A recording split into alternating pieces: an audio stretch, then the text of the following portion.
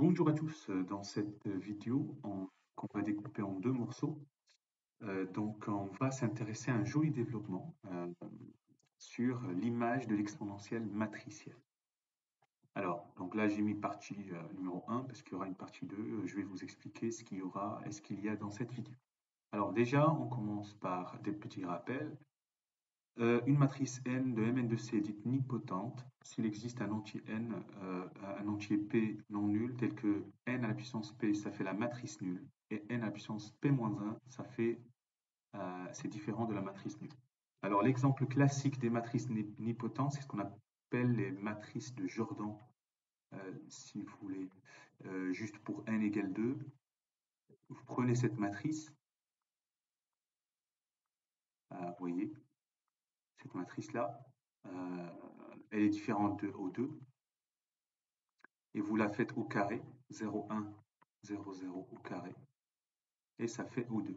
Donc cette matrice, elle est nilpotente d'indice de nilpotence 2. Voilà. Alors en général, l'indice de nilpotence, il ne va pas dépasser la taille de la matrice, vous voyez. Deuxième information, c'est une matrice A est dite unipotente s'il existe une matrice n nilpotente telle que A, ça va s'écrire comme IN, l'identité, plus la matrice. Ça, c'est ce qu'on appelle des matrices unipotentes. Voilà. Alors, voilà, vous allez voir pourquoi uni, etc. Bon, vous pouvez chercher, voilà, IN plus N, N elle est nilpotente. Donc, une matrice nilpotente, on va avoir toujours des zéros sur la diagonale, sa trace est nulle. Et donc, quand vous rajoutez IN, vous allez avoir que des 1 sur la diagonale, et voilà, ça explique.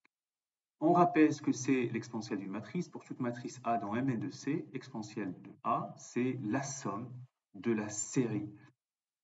Voilà, je ne vais pas rentrer dans les détails, il y a d'autres vidéos qui expliquent pourquoi ça converge, pourquoi ça existe ces sommes, etc. Donc l'exponentielle de A, c'est la somme infinie de n égale 0 à plus l'infini de 1 sur factoriel n fois les puissances de matrice A. Alors pourquoi ici c'est intéressant quand la matrice elle est nilpotente? Ça veut dire les puissances vont s'arrêter à un moment, hein. Donc si l'indice de nilpotence c'est P, si cette matrice elle est nilpotente, ben, en fait la somme va s'arrêter à P-1 puisque à P ça fait 0. Voilà. Alors, notre théorème ici, c'est que l'exponentielle, en fait, réalise une bijection entre les matrices nilpotentes et les matrices unipotentes de Mn de C. Très bien, à quoi va servir ça? Ben, en fait, va servir à montrer que l'image de l'exponentielle, hein, l'exponentielle qui a une matrice de Mn de C associe exponentielle de M, l'image de cette application, ça va être l'ensemble des matrices en fait inversibles à coefficient densé, c'est-à-dire GLN de C. Alors, en fait, cet exemple, ce qu'on va faire dans cette vidéo, on va montrer le point 1. Donc, l'objectif de la vidéo, on va montrer le point 1 du théorème. Et la deuxième vidéo sera pour démontrer le deuxième point. Mais je vous donne juste une idée sur le deuxième point. C'est que même sur C, en fait, si j'écris ici, remarque sur le 2, c'est quelque chose de en fait naturel, l'exponentielle qui est juste sur C. À Z associe exponentielle de Z. Vous voyez, vous avez appris que l'exponentielle ne s'annule jamais. Donc vous voyez l'image de l'exponentielle qui est sur C, c'est C étoile. Vous voyez. Donc ici, qu'est-ce que ça veut dire? L'exponentielle de matrice, c'est l'image d'une exponentielle de matrice. Ça veut dire que vous allez être dans un espace où ça va être les matrices s'écrivent sous forme exponentielle de quelque chose, exponentielle matricielle, ça s'annule jamais, donc c'est des matrices. Ici, on va montrer que ce sont les matrices inversibles, justement. Alors, c'est parti. Alors, j'ai déjà préparé quelques notations. On note n, voilà, si vous voulez, j'essaie de chercher un peu un n, mais c'est plutôt le n comme ça. L'ensemble des matrices nilpotentes, et U rand, c'est l'ensemble des matrices unipotentes. Alors, regardez, on va faire une petite remarque. Donc, nous, l'objectif, c'est montrer le point 1. Donc, l'exponentielle réalise une bijection entre l'ensemble des matrices nilpotentes. Voilà, je vous rappelle, je décale ça en bas. Je colle ici ce qu'on veut montrer. Donc, voilà. L'exponentielle réalise une bijection entre les matrices nilpotentes et les matrices unipotentes. Alors, en fait, une petite remarque permet de rectifier le sort. C'est que montrer que exponentielle qui va de n dans U sur l'ensemble des matrices nipotentes dans les matrices unipotentes est une bijection, revient à montrer que l'application F qui va de l'ensemble des matrices nipotentes dans l'ensemble des matrices nipotentes, qui a n associe exponentielle de n moins l'identité, est une bijection. Alors, si on essaie juste de comprendre pourquoi ça en fait, pourquoi j'ai fait cette manipulation, enfin, j'ai pas fait, c'est en fait les premiers mathématiciens, c'est l'idée en fait, pourquoi on prend cette idée. Alors, si je prends cette matrice, cette application, donc ça va de n matrices nipotentes dans l'ensemble des matrices unipotentes. Donc à n, elle va associer exponentielle de n. Et comme on est sur les matrices unipotentes, donc ça va s'écrire sous forme in plus une matrice n' avec n' dans n. Vous voyez, nipotente. Donc, ce qu'il suffit de faire, ben, si je prends exponentielle n, je soustrais in, qu'est-ce qui reste? N'.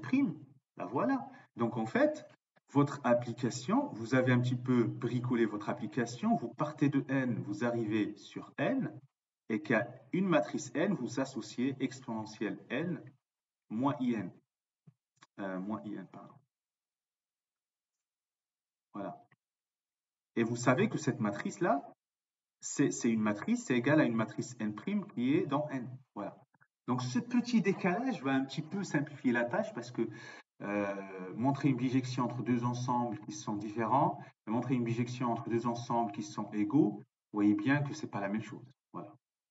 Allez, c'est parti. Donc ça, c'était une remarque pourquoi on fait ce décalage. OK? Voilà.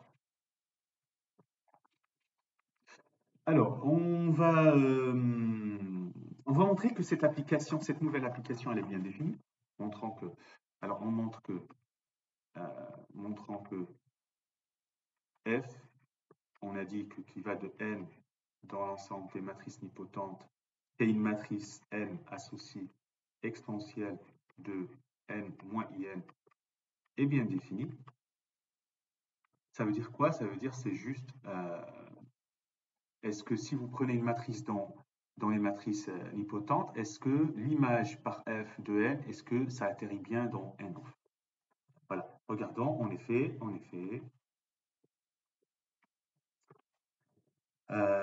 soit n dans l'ensemble des matrices nipotentes. Alors, exponentielle de n, vous savez que comme elle est nipotente d'indice, on va dire petit n, ben en fait, ça va k égale 0 jusqu'à n-1, de 1 sur factoriel k, et puis n puissance k, parce que c'est une matrice nipotente. Alors, donc, je vais écrire cette somme, donc exponentielle de n. Donc, cette somme, je vais faire le terme égal 0, donc c'est 1 sur 0 factoriel fois n puissance 0, plus la somme à partir de 1. C'est vraiment, c'est une manipulation très, on va dire classique. Alors, 1 sur factoriel 0, c'est 1, donc n puissance 0, c'est la matrice identité. Et puis voilà, donc exponentielle de n, c'est in plus une matrice n' avec n', c'est cette somme.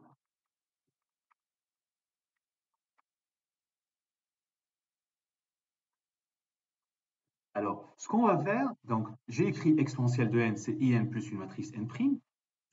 Il faut juste que je montre, il faut que je montre quoi? Ben, il faut que je montre que n', elle est nipotente. Alors, or n', ce que je vais faire, c'est que je vais sortir un n, c'est comme si je factorise par un n à gauche. Bon, à gauche ou à droite, c'est pareil, mais... Et puis 1 sur factoriel k, et puis n k-1. Je vous rappelle, là, j'ai n produit matriciel. Donc, c'est en fait, c'est en quelque sorte, c'est la matrice n fois un polynôme en n, avec p, polynôme, 2 degrés, inférieur ou égal à n-1. Voilà. Non, c'est degré inférieur ou égal à n-2. puisque ici ça va jusqu'à k-1, et quand k égale à n-1, ça fait k-1. Bon, le degré, voilà. Donc quoi? Ben donc, n', ben c'est n fois un polynôme en n. Donc, c'est quoi? C'est c'est quoi? Donc, n', ça appartient, c'est une matrice nipotente. N' appartient à n, voilà. Et ok, bon voilà, bah écoutez, non, c'est pas voilà, c'est que déjà il faut que je regarde f de n, c'est exponentielle n moins in, oh là là. Et donc, alors, f de n que j'ai pris, donc c'est exponentielle de n moins in, je remplace exponentielle de n, qu'est-ce que j'ai trouvé? C'est in plus n', voilà, c'est in plus n', le tout moins in, c'est fait pour en fait. Ah ben voilà, n', donc f de n, c'est n' et qui appartient, grâce à ça, voilà, ça appartient à n, donc l'application elle est bien définie. Ça c'est important, hein, si vous faites un bricolage d'une nouvelle fonction à partir d'une fonction qui existe, etc., il va falloir montrer qu'elle est bien définie. Alors maintenant, on va enchaîner. Donc, montrer une bijection entre un ensemble et lui-même, et en général, si vous voulez montrer une bijection, parfois, si vous avez l'expression explicite de la fonction, vous pouvez chercher sa fonction inverse, sa réciproque en fait. Alors, donc on va noter ici, donc nous on a f, je vous rappelle, de n qui a une matrice n associe exponentielle de n moins in. En fait, on veut profiter de l'exponentielle complexe ou réelle pour chercher une inverse. Vous savez que fonction exponentielle réelle ou complexe, la réciproque exponentielle, il y a du ln. Donc on va s'inspirer de ça par analogie, on va dire, par analogie, avec l'exponentielle complexe.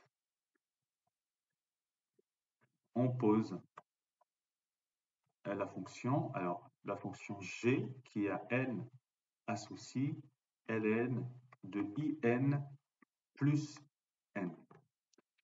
Alors, on sait très bien que ln de in plus n, donc c'est un développement qu'on peut, voilà, c'est k égale 1 jusqu'à petit n. Et je vais vous expliquer pourquoi. Ok, c'est moins 1 puissance k moins 1. Et puis, on a n puissance k sur k. Ok. Très bien. Alors, est-ce que on peut dire quelque chose de plus sur ça? Alors, on va plutôt dire que comme pour f, petit f, souvenez, f de n, c'était juste là, f de n, c'était n', c'était dans n, mais surtout f de n, c'est n', mais n' c'est quoi? C'est un n p de n, hein. Donc, on va essayer de voir, ben, en fait, g de n, qui est égal à cette somme-là, à ln de ça, et cette somme, si je sors un n, ça va faire somme pour k égale 1 à n de moins 1 puissance k moins 1, et puis n k moins 1, et puis sur k, et en fait, ça fait n fois un polynôme en n, avec r un polynôme, à degré inférieur ou égal à n moins 1. Voilà. D'accord? Donc, ça veut dire quoi? Ben, c'est juste, ça permet donc à l'application que je viens d'introduire G, que je vais, qui va de n nidpotente dans nidpotente, bah, qui a n associé ln de i n plus n, est bien défini.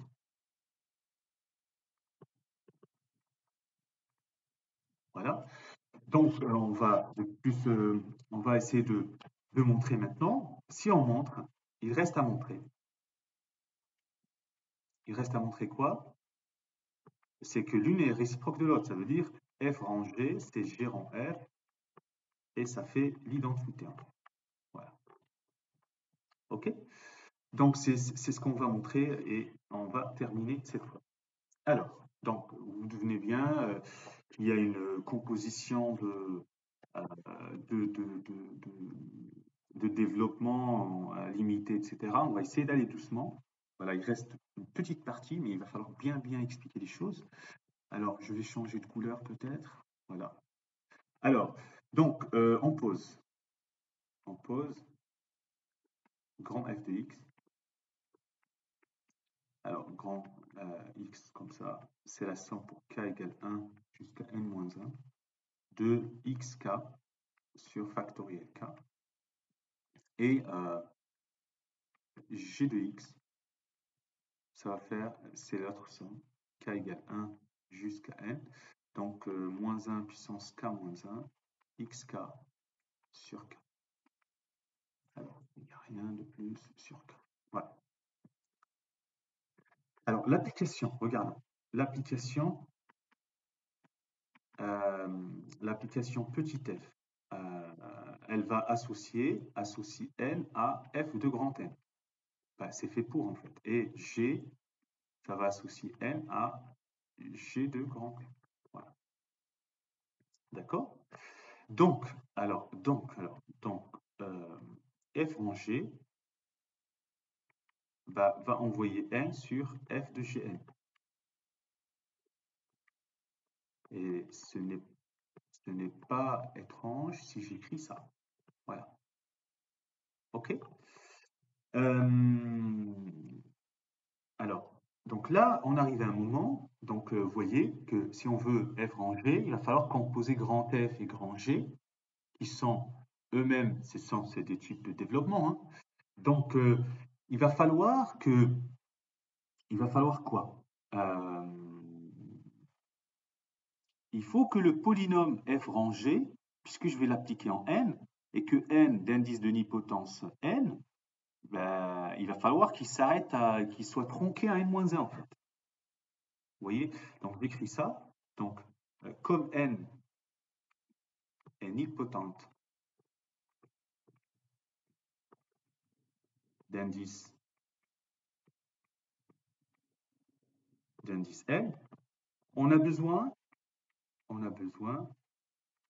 du polynôme f rangé tronqué à la puissance n-1. Voilà, il faut bien comprendre ça. En fait, en quelque sorte, c'est ce qu'on a fait ici, hein. C'est le polynôme R, le polynôme, tout à l'heure, le polynôme P en N, vous voyez. Alors, ici, qu'est-ce qu'on a fait? Alors, ici, donc, je vais utiliser la règle de composition. Donc, j'ai exponentielle x moins 1, grand x moins. Alors, si en fait, on passe petit x ou grand x, c'est pareil. C'est un certain x plus petit taux de x n moins 1. Voilà. Et ln de 1 plus x, c'est le g de petit x plus un petit taux de xn-1. En fait, ça veut dire, c'est juste parce que le fait qu'on est passé à une matrice nilpotente, les puissances s'arrêtent à un certain temps, et comme ce qu'on fait en général, donc quand vous prenez la somme d'une série, vous savez très bien que vous approchez la fonction, donc il y a toujours une marge d'erreur. Donc ici, on rajoute les petits taux pour dire que voilà, tout ce qui reste, tout ce qui déborde, on le met là-dedans. Alors, donc, on a par le théorème de décomposition DDL,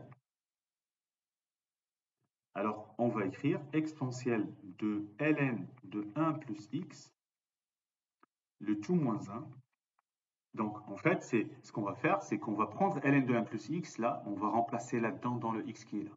Donc, il faut aller doucement. À gauche, on le met là-dedans. À droite, on met à la place de x, on met g de x. Voilà, c'est f de g de x. Plus un petit taux de xn-1. Voilà. Alors, si vous êtes d'accord avec ça, bah écoutez, à gauche, exponentielle de ln de 1 plus x, bah, ça, c'est pas étrange. C'est quoi? Bah, c'est 1 plus x moins 1, ça fait x. OK? Et puis, à droite, c'est f rangé, donc, et à droite, donc c'est égal, hein, c'est f rangé en x, hein, plus un petit taux de xn moins 1. Et donc, c'est f rangé de x plus petit taux de xn moins 1. Et donc, on peut écrire que, en fait, f rangé, donc f rangé de x, c'est x plus petit taux de xn moins 1. Alors, plus ou moins, petit taux, on s'en fout vraiment, plus ou moins, c'est juste un petit taux. Voilà. Donc, qu'est-ce que ça veut dire ça? Et d'où f rangé en n. Alors, en n, ça c'était f petit, rang en n, et ça donne n ici. Voilà. Pour toute matrice, pour n dans l'ensemble des matrices nilpotentes. Voilà. Alors, de même, voilà, là j'ai montré un côté, donc il faut montrer l'autre côté de même. De même quoi?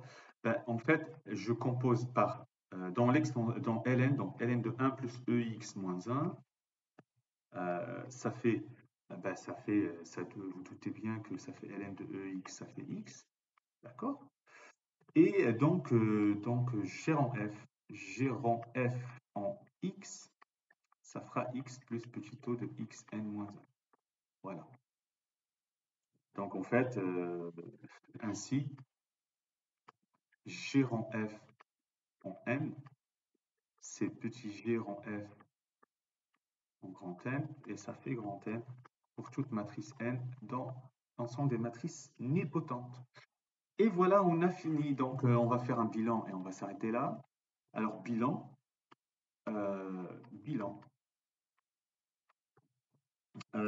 F qui a n associé exponentielle de n moins in est une bijection de n dans n, hein, l'ensemble des matrices nilpotentes dans l'ensemble des matrices nilpotentes. Donc, exponentielle qui va de n dans l'ensemble des matrices unipotentes, ok, est une bijection.